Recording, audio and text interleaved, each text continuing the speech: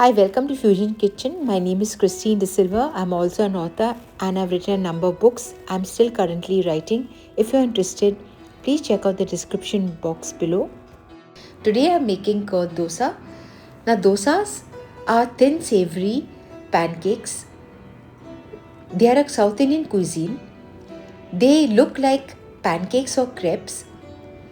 They are often made with fermented batter and served with chutney and sambar. Today I'm making curd dosa.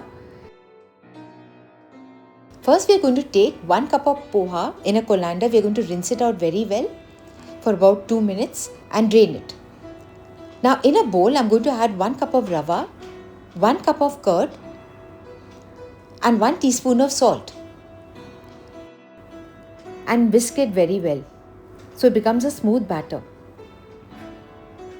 Now add the poha. I've also added half cup of water and whisk it very well for about a minute. You can use your spatula or a whisk, whatever you have. As you can see, the batter is quite smooth now. I've covered it for about 15-20 minutes. Now once this is done, I've added to a mixie jar and I've blended it to a smooth paste. Now after this is done, I added about 3/4 cup of water. Now please note, the amount of water you use depends on how thick or thin you want your dosa to be. I've added half teaspoon of baking soda. These dosas are not very thin crepes. They tend to be slightly on the thicker side. So they're basically soft and spongy dosas.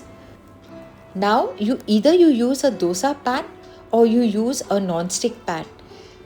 If you use a small non-stick pan, it becomes very easy, especially if you're a beginner at making dosas, because you can get a perfectly round shape and there's no trouble at all in getting the shape correct.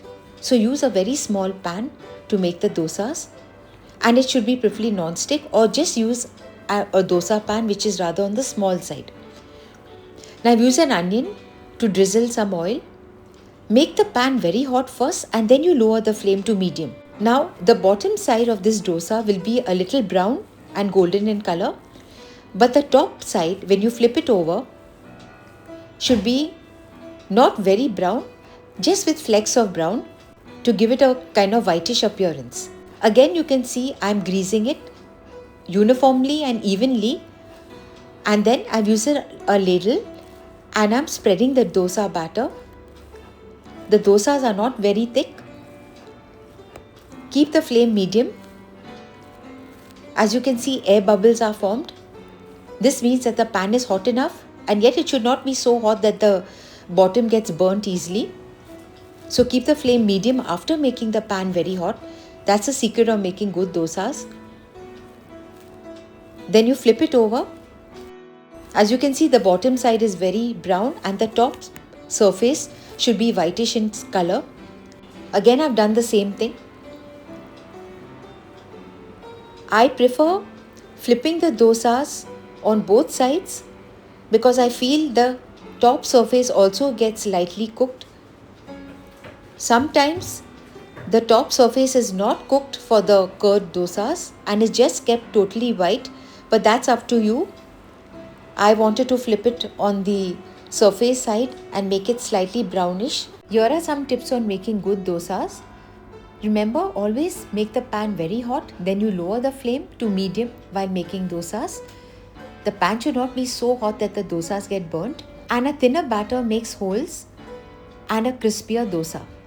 Eno or baking soda is very effective in making holes in the dosa as you're cooking it too. Keep on a paper towel for a while and then stow. Thanks for watching. Please like, comment and subscribe.